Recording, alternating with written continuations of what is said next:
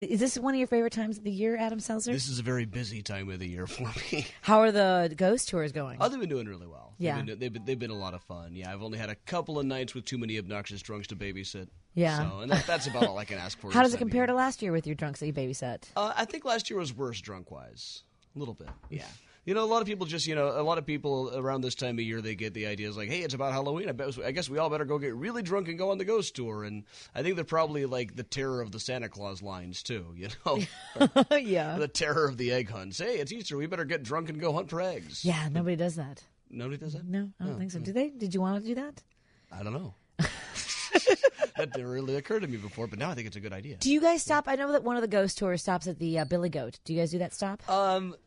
Almost never. Okay. Almost never. Occasionally, if I'm with a group that wants a lunch stop or something, I can go there. Yeah. I've never felt like there was a really solid ghost story about the place. That's what I've heard. heard. You can talk about the curse of the goat. I've heard some people say that they say Mike Royko haunts the place. Mm-hmm. It's just I don't think anybody's ever seen the ghost of Mike Royko there. I feel like Mike Royko got everything done he needed to while he was alive. Yeah. You know what I mean? Like he seemed to get all of his gripes out and put them where he needed to. He's not hanging. And would you say that that's the common story when a ghost is hanging around a location? There's no two ghosts are exactly alike, or no two ghost stories anyway. I mean, Right. a lot of one pattern that we do see a lot of times is people who died very suddenly and dramatically. We see that quite a bit. There's there's various pseudoscientific theories to explain that. Like maybe that leaves something behind if you have a reaction and don't have time to react to it. So your energy is still trying something to like figure it out. energy is a weird word. That's not the way scientists really use the word energy that much. Right. But it's an idea that people can get behind. Yeah, so that's actually the plot of my next novel. They figure out there's a certain way to do it if you punch somebody in the brain just right, and that'll leave something behind that people perceive as a ghost. So if you do that at a ghost tour stop, it'll be good for business. And have you had anything in the recent tours that has recent ghostly stuff? Yes. Not particularly. We've had a lot of weird photographs, and I only really analyze them on people's phones, and some of them I haven't been able to figure out what they are. I imagine usually when I get them on the computer screen, I go, oh no, that's just a reflection of your ear. But enough that we had a good time with it on the tour. Yeah, and do people get upset if they don't have a sort of a ghostly encounter? Sometimes, yeah. Sometimes it's somehow you're not tipping. It's just like you really, I really think that if we could guarantee that you were going to see proof that the afterlife exists, they'd be charging a lot more. Yes, it's all. I'd be running tent revivals or something, not a bus tour. Well, so what did you want to share with us? What's some of your favorites? Well, one that occurred to me just on the way in. When I'm driving in here, I passed the site where the gallows were in Chicago. Mm-hmm. I drive right by it. It was behind about garage number 3 where the fire station is now over there at Illinois and Dearborn. Okay. And one that I talk about there is I've at least heard secondhand that there are firefighters there who don't like spending nights in the place. Really? I've heard that it's secondhand anyway.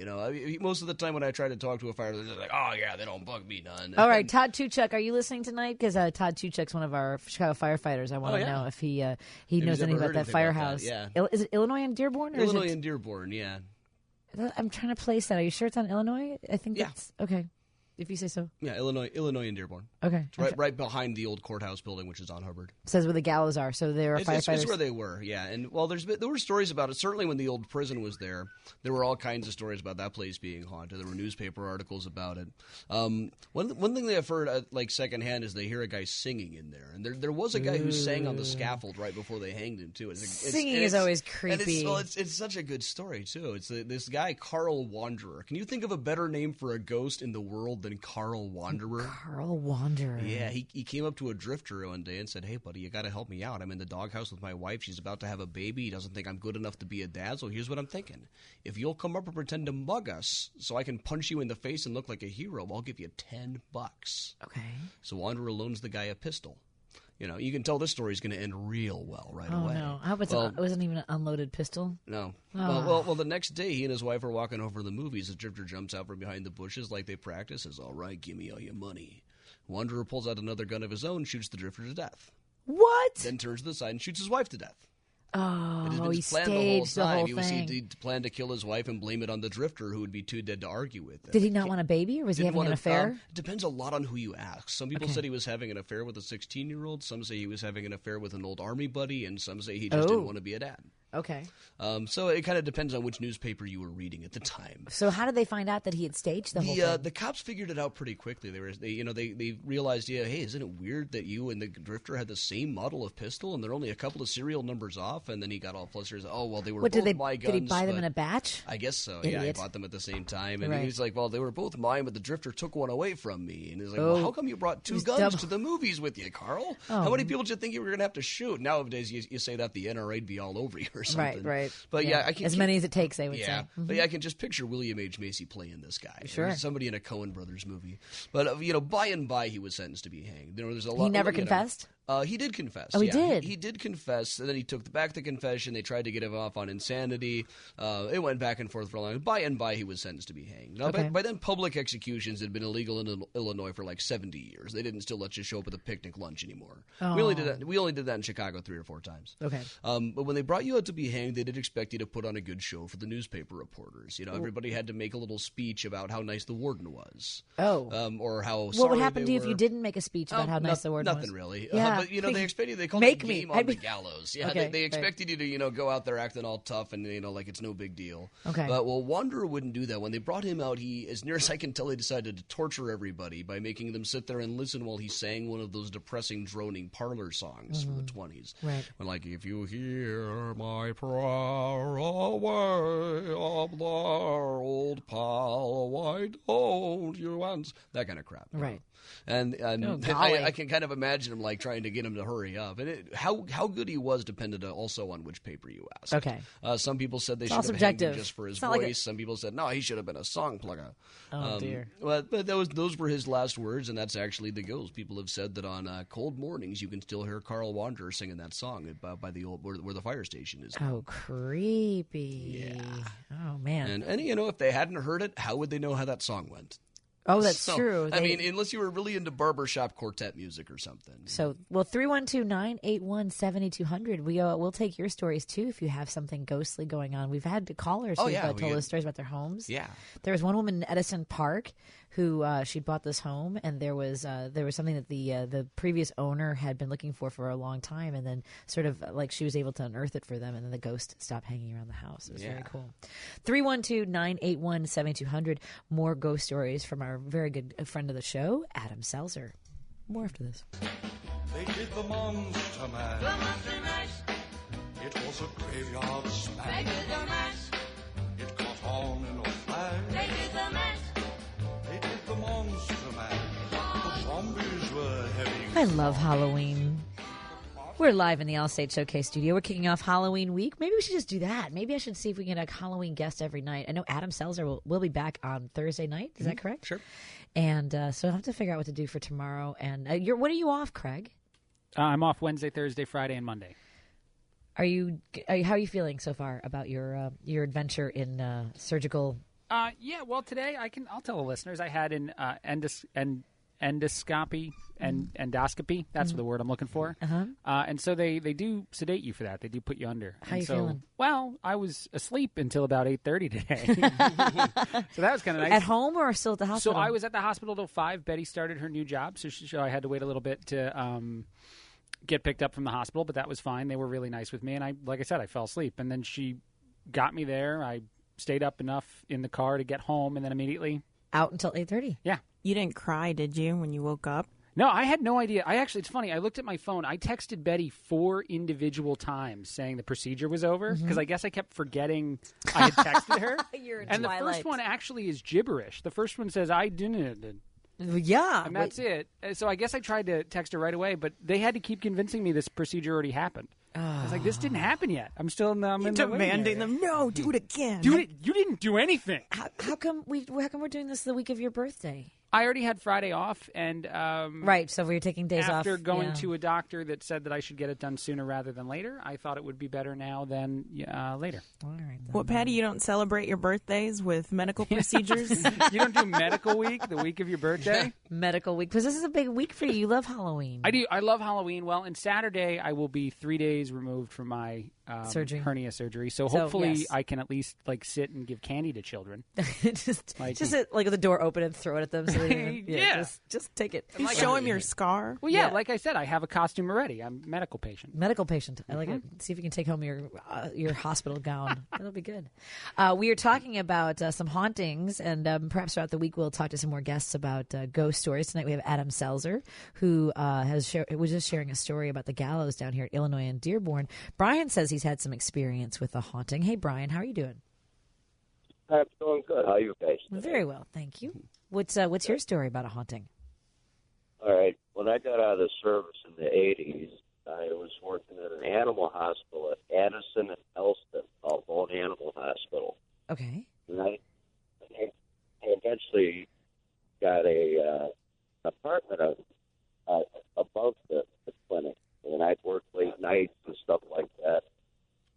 And many times I would hear someone call my name, and then there was no one there. It was 2 in the morning or whatever. Right. And other times, other people would experience the same kind of weird going-ons there. And another thing that happened there too was we had a hospital cat, and sometimes I'd come down in the morning, there'd be boxes on the floor in the storage room.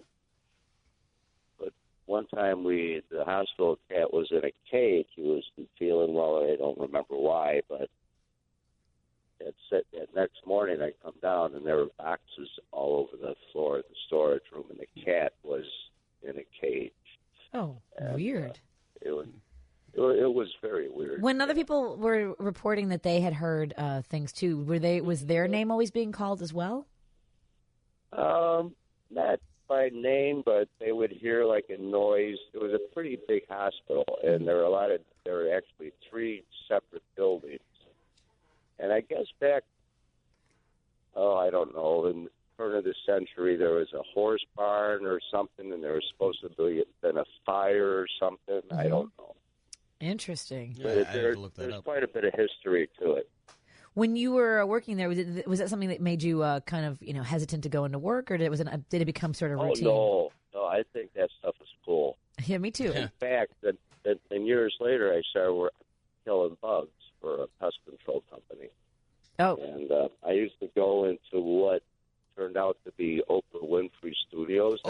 Keep talking. I believe. Right.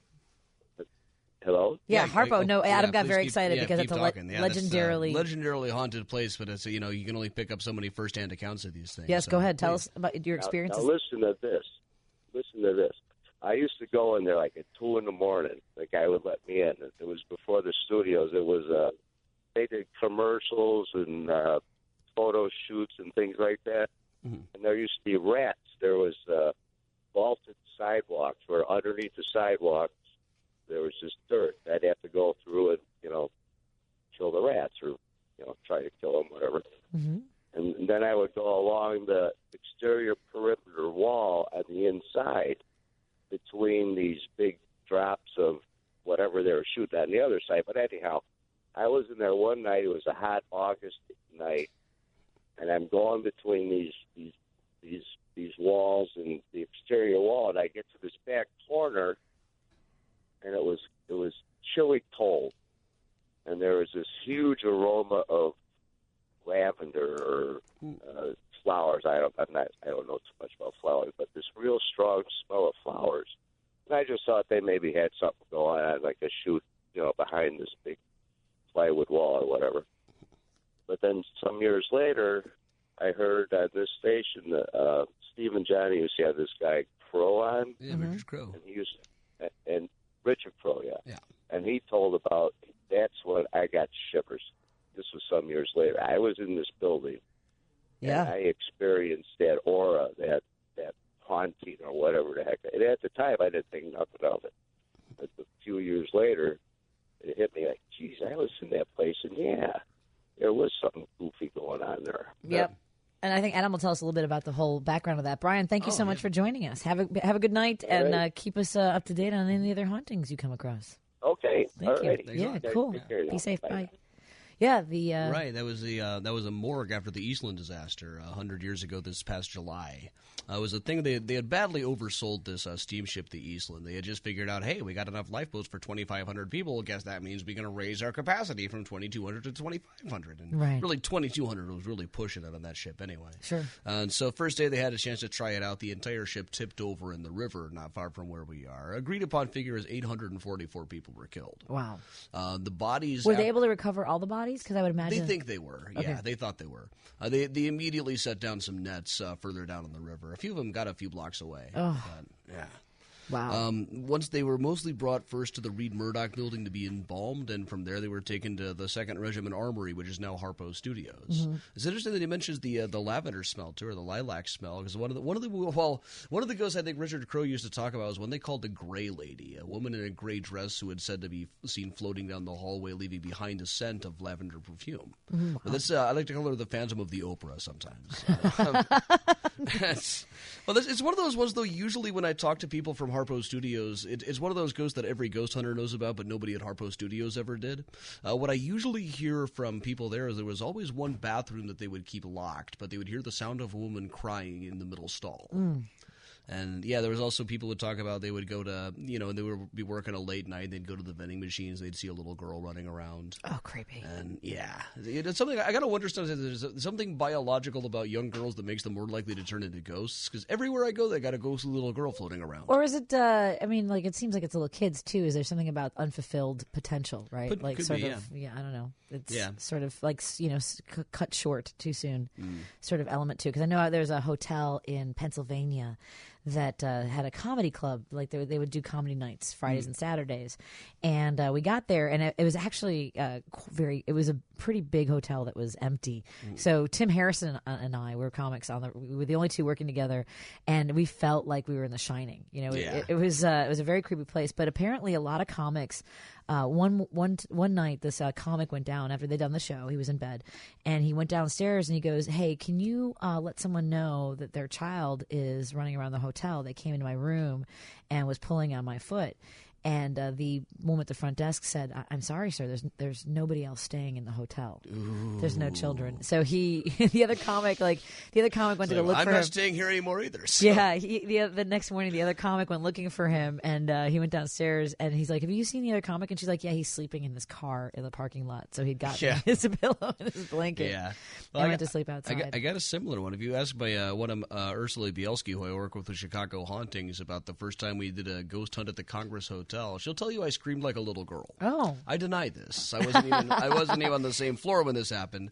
But I had to go up to one of the rooms that they had set up, and it was to change out the discs. That's how long ago this was. We were actually using old mini discs, and I just became overwhelmed by the sensation that something was chasing me. I ran like hell to the elevator. I wouldn't look back for anything. And I hadn't, this was my first time in. I like to go in without knowing anything the first time. And I didn't realize it's almost like a rite of passage that security guards see a little boy running up and down the hallway in that very floor. Really? Yeah. Oh, that's so. Now, what is that sensation like when you sense that you have to run?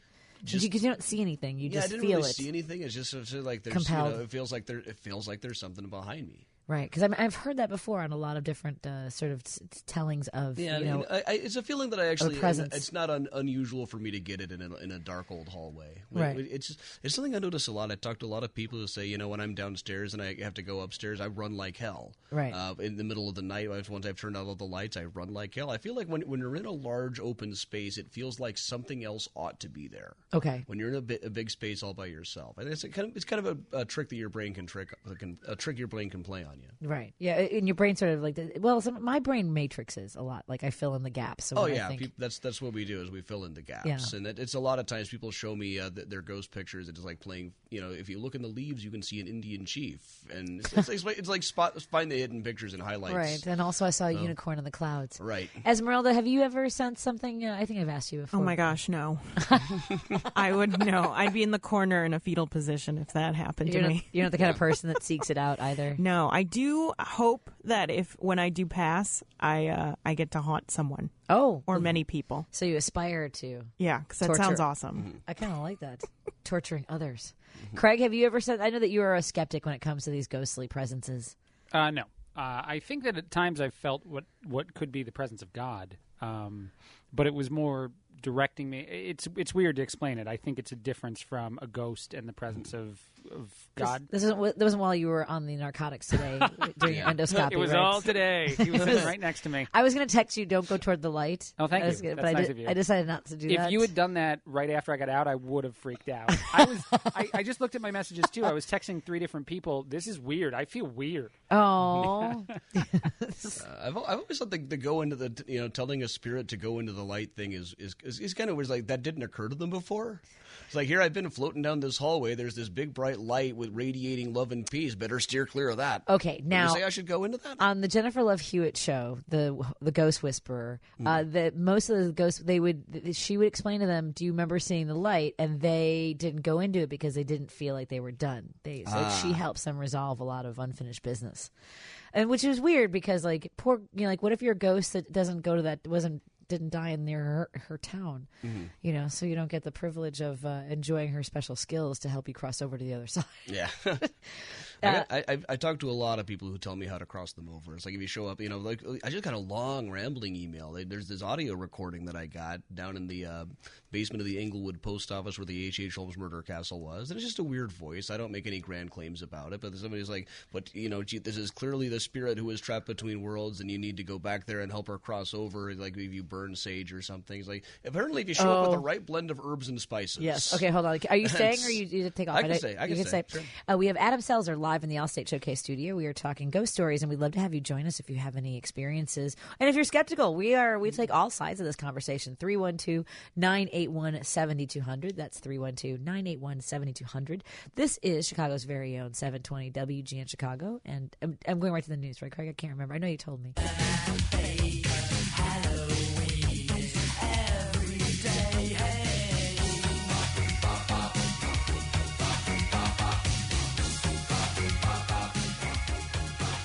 You're listening pretty late. I'm your host, Patti Vasquez, live in the Allstate Showcase studio. Before we continue with my guest, Adam Selzer, I do want to thank that huge crowd that came out to Joe's on Weed Street last night for Girl, Let Me Tell You.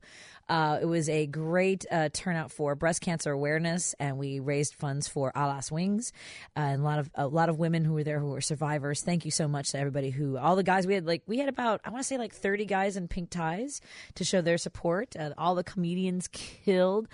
Thank you to Joe's on Weed Street for providing such a great venue. Every single time we have a great show there.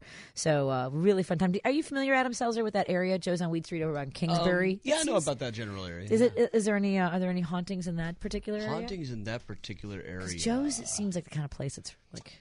There's occasional stories about the Goose Island area, right? Yeah, across the I can river see from that. There. That neighborhood used to be called Kilgubbin. Why was it called that? It supposedly goes back to some area of Ireland that was called Kilgubbin. But okay. Nobody could ever seem to find it on a map. Somebody got it wrong. They mispronounced it. A little further Kilkenny. up. We meant Kilkenny.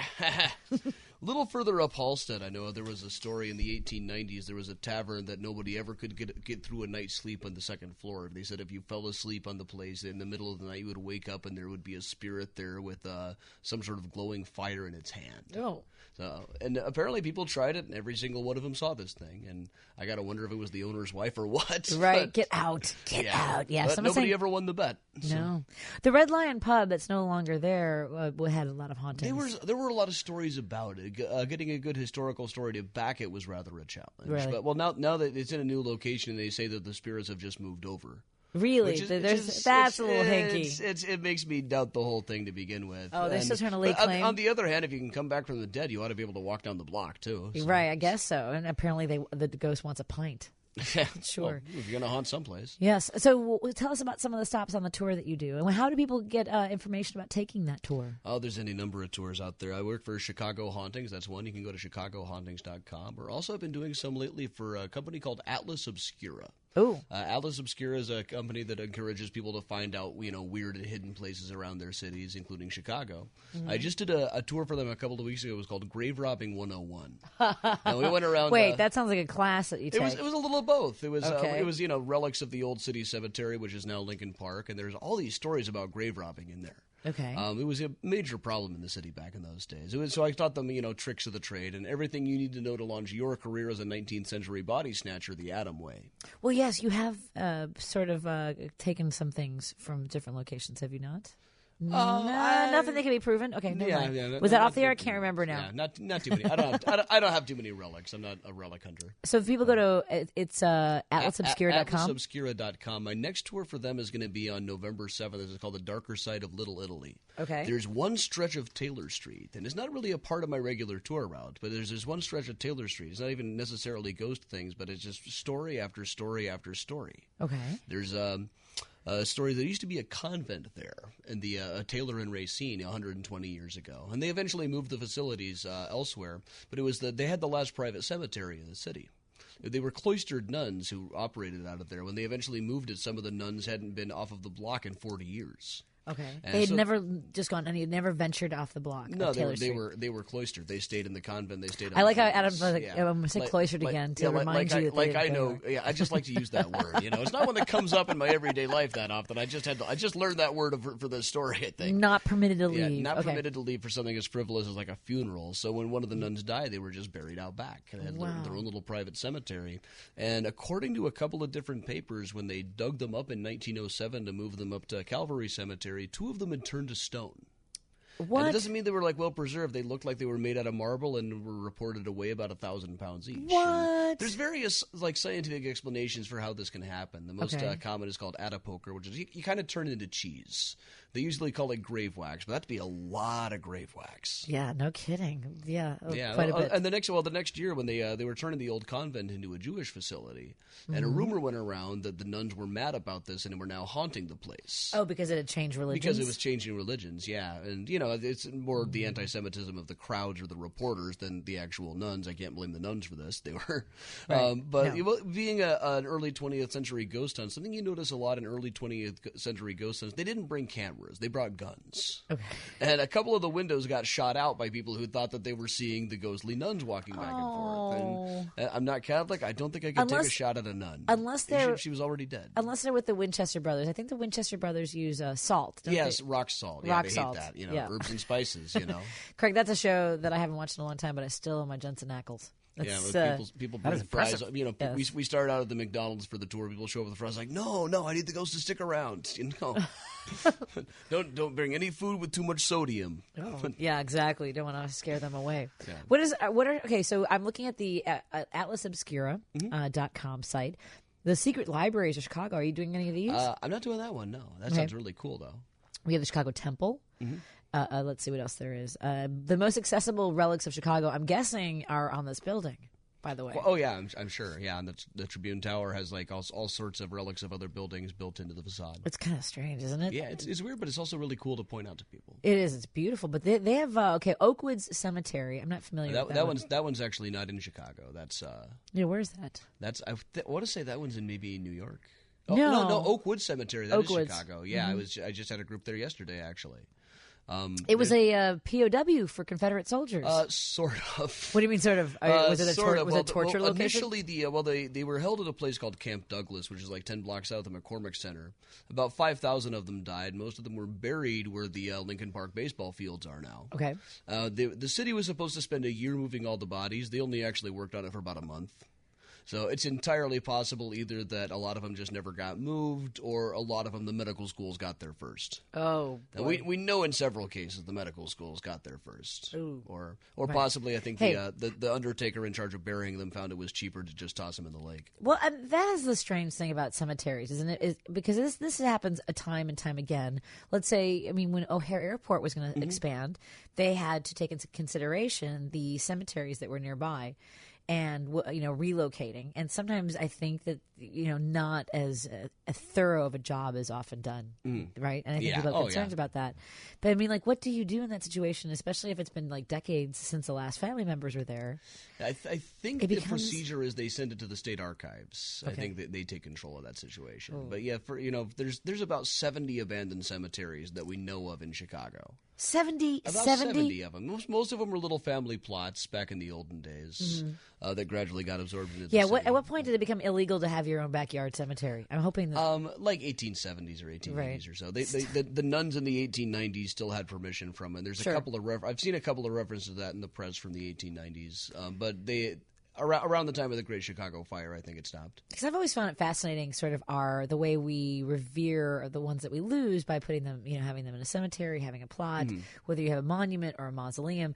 I think I'm going to be one of the. I don't know if I'm going to be cremated. Have you seen, Craig? I meant to send you this story a long time ago. I'm totally going to be cremated. By the way, go ahead. Well, but there is one where you can sort of be blend. You can Google this. It's like a pouch that you are placed in. It's like a cloth pouch that also is a tree. So as the tree, and then you're planted, and as the tree grows, its roots are fed off of your decomposing body. So, okay. I don't know how to. I'm totally going to be cremated. I'm just going to follow up with. I am not going to do that. Esmeralda, don't you think? There's something about feeding a plant as you decompose. Would you put a plaque on your tree? Well, then the tree dies eventually too. So you're just buying what if it's yourself your own fault? What if the tree dies? You're just buying yourself a little extra time. Yeah. Well, what if it really just grows very terribly? It's just a very weak little tree, a Charlie Brown tree. Yeah, a wah wah. I totally want to be buried in a wall. In a wall? Yeah, because I want the worms and the bugs to fight for it. work for it. Yeah. Like in a wall, like in a cemetery, like you have a wall. Is it? I think Marilyn Monroe like Han Solo? Yeah, are you doing the Han Solo thing? Like, would we get to see your face? Yeah. No, that'd be weird. Could you imagine? But I'm like, hey, that would be winking at you. Fantastic. That would be fantastic. I wonder if anyone's done that, where they're buried. If you were giving a tour of somewhere, Adam, and then there was just a person in a wall somewhere, I would. And this is the Esmeralda wall right here. That would is be Esmeralda on every Leon. tour route I ever did. Look, hers is different. Hers is a wink and she's pointing her finger. Or maybe my hands out. You can shake it. I would just give thumbs up to everybody. There's something very positive about that. Like Fonz? Yeah, like the Fonz. Hey. By the way, I'm definitely going to be cremated. Not any of that stuff. You do like any of this? No. Adam, what's your... Give me to the medical schools. Interesting. You want to be a cadaver. Oh, yeah. I spend so much time reading these grave robbing things, and the medical schools got a lot of crap for it in those days. And, they would write all these editorials saying, no, we need these bodies. And, they're persuasive. Have you seen the places where you can, and this was on an episode of CSI, where you can donate your body to, because it's to science, not necessarily to medical schools. Right. So they do like crime scenes. So all the different ways that they have like these body farms to see different stages of decomposition. Oh, yeah, I've heard about that too. Yes. Yeah. Craig's like, that'd be kind of neat. Craig says he's going to be. I hate all these ideas. So you just lie there naked for months until you're gone. I don't want to exist anymore when I don't have control of myself. I don't want that to be something I'm still out in the world and other people have full control of me. Craig, people can learn from you. No, they can't. No they way. can solve crimes. They'll cure cremate diseases. you when they're done. Yeah. Right. So. Eventually you'll be cremated. No way. You know when you check donor on your driver's license, yes. I'm always a little worried that say you're at a teetering point, like you could make it, but someone really needs your organ and they might be better off for some reason. Mm-hmm. Do you think they ever, especially if you donate your body to science, do you think the scientists are like, we really need this body? So let's just go ahead and let them pass. I think they'll wait. They can wait a little while. Okay. Yes, they can wait. Well, I mean, as long as they go through the proper channels and they're not too eager. Yeah, we don't want them to be eager beavers with our bodies. More after this on 720 WGN.